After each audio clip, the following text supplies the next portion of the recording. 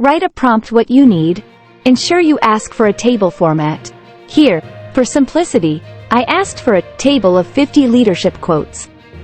Copy table into Google Sheets or any spreadsheet. Save as CSV file. On this step, please go to Canva and open your design template. Add a title and placeholder text for the content.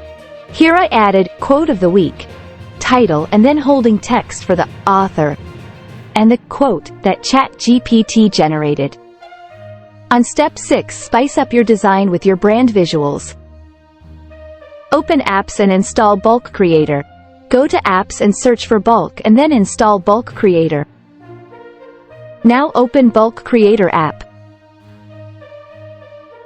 Now upload the CSV file that you downloaded. Sync the CSV to text in your design. Right-click on the text and select Connect Data.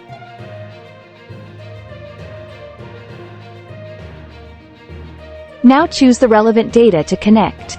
Here it is the author text, so I click to link it to the author column in the CSV. You will see a purple tick next to the elements. On the left-hand side, and the text will be in bracket section.